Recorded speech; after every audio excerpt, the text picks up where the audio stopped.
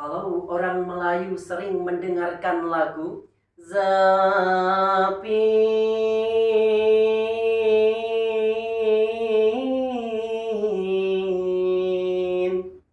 Kalau orang Papua sering mendengarkan lagu Hey Yamko Rambe Yamko. Kalau saya memberikan salam, jawablah dengan lantang. Assalamualaikum warahmatullahi wabarakatuh. Hamdan wa syukran lillah.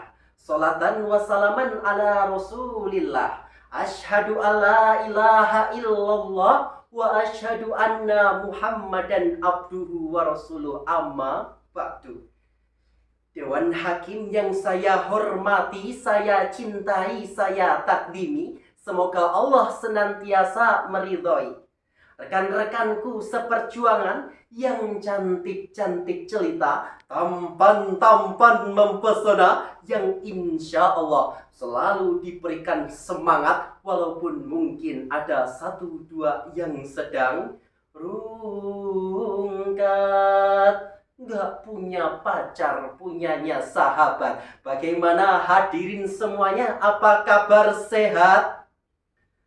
Perkenalkan, saya Noval Arkan Wahid dari Telkom University Bandung, yang kalau di panggung biasanya disapa dengan preman manja, pemuda beriman mantap jiwa. Pada kesempatan yang berbahagia ini, izinkan saya untuk mempermantap sebuah nasihat dengan judul Bangsa yang hebat dibangun oleh generasi yang beriman dan inovatif.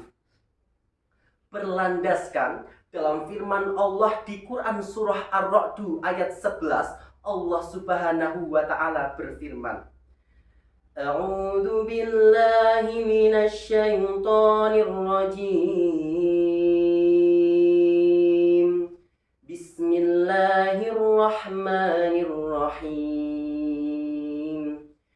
Innallaha la yughayyiru ma biqaumin hatta yughayyiru ma bi anfusihim.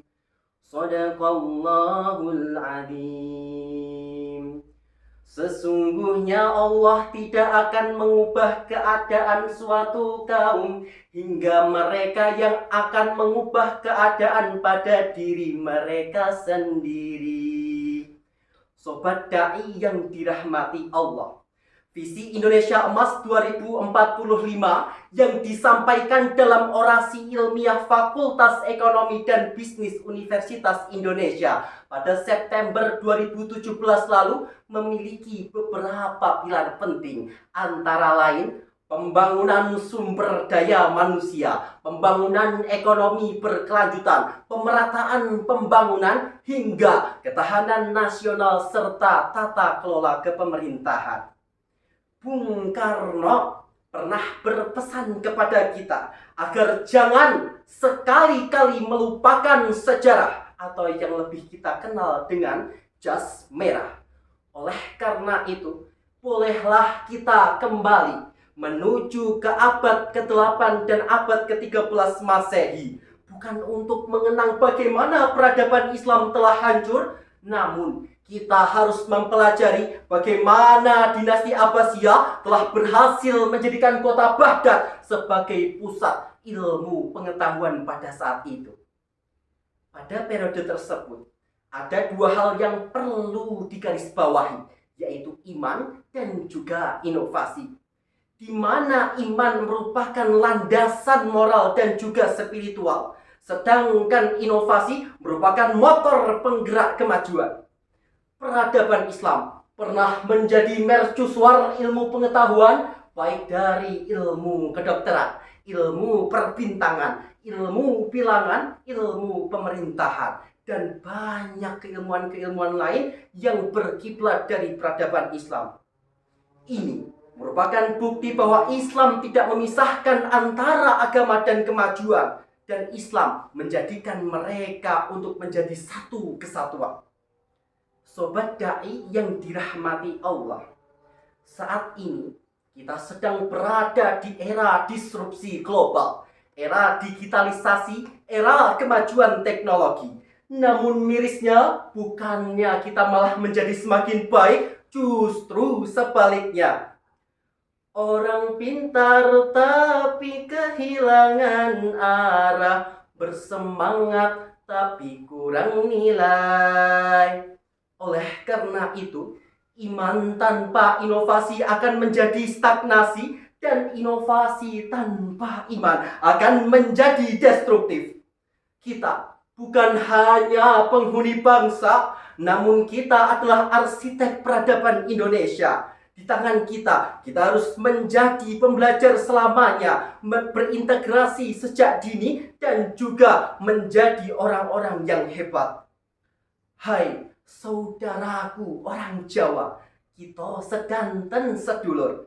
Hai saudaraku orang Sunda, orang Sadayana Sabatur. Hai saudaraku orang Maluku, katong semua bersaudara jang paribu jang bagalai. Hai saudaraku orang Aceh, gentayo bermandum bersaudara berbagai-bagai. Hai saudaraku sebangsa setanah air, satu hati dalam Pancasila, ditegakkan dengan Undang-Undang Dasar 1945, diikat dengan Bhinneka Tunggal Ika. Dengan mengamalkan 5 sila Pancasila, secara sadar kita telah mengemban semangat keimanan dan inovasi untuk mewujudkan Indonesia Emas 2045.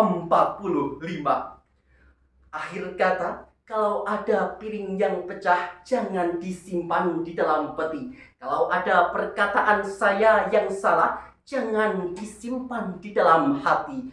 Hidup kesepian tanpa kekasih, cukup sekian dan terima kasih. Wabillahi taufik wal hidayah. Wassalamualaikum warahmatullahi wabarakatuh.